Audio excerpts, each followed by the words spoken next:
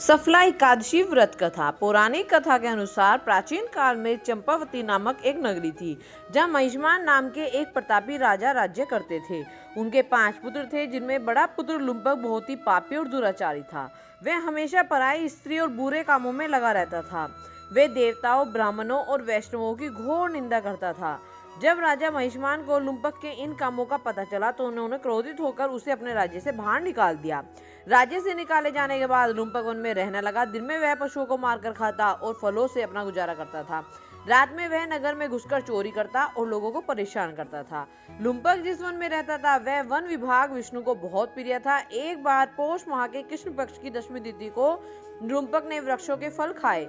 वस्त्रहीन होने के कारण उसे पूरी रात बहुत अधिक सर्दी लगी और वह ठंड में ठिठुरता रहा, जिस कारण वह सो नहीं पाया। उसने पूरी रात जागकर बिताई। अगले दिन यानी एकादशी के दिन भी ठंड के कारण लुम्पक बेहोश हो गया। दोपहर होने पर जब सूर्य की गर्मी से उसे कुछ होश आया तो वह भोजन की तलाश में वन में गया, लेकिन शिकार नहीं कर सका। वह जमीन पर गिरे हुए कुछ फल लेकर पीपल के वृक्ष के नीचे आया। जिस पीपल के वृक्ष के नीचे वह रहता था उसे वन में एक महान देवता माना जाता था।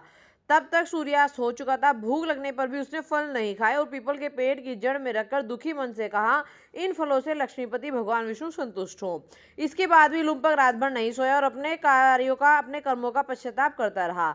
इस प्रकार अनजाने में ही लुम्पक से दशमी का रात भर जागरण, एकादशी का उपवास और रात में पीपल के वृक्ष के नीचे जागरण हो गया, जिससे सफला एकादशी व्रत के नियमों का पालन हो गया। इसलिए सफला एकादशी के व्रत के प्रभाव से लुम्पक के सभी पाप नष्ट हो गए। दूसरे दिन सुबह होते ही अनेक सुंदर वस्तुओं से सजा हुआ एक दिव्य रथ लुम्पक के सामने आकर खड़ा हो गया। उसी समय एक आवाज निकली जिसमें कहा गया, हे युवराज, भगवान नारायण के प्रभाव से तेरे सभी पाप नष्ट हो गए हैं। अब तुम अपने पिता के पास जाओ और राज्य प्राप्त करो। लुम्पक अत्यंत प्रसन्न हुआ और उसकी आवाज सुनकर भगवान को प्रणाम किया। वह दिव्य रूप धारण कर राजा महिष्मान के पास गए। अपने राजा पुत्र का बदला देखकर राजा बहुत खुश हुआ और इसके बाद राजा ने लुम्पक को राज्य का भार सौंप दिया और स्वयं वन में तपस्या करने चला गया। लुम्पक ने धर्म के अनुसार राज्य किया। उसे मनोज्ञ नाम का एक पुत्र हुआ। वृद्धावस्था आने पर लुम्पक ने अपने पुत्र को राज्य सौंपकर भगवान विष्णु का भजन किया और अंत में भगवान विष्णु के परम धाम को प्राप्त हुआ। बोलिए जय श्री हरि विष्णु।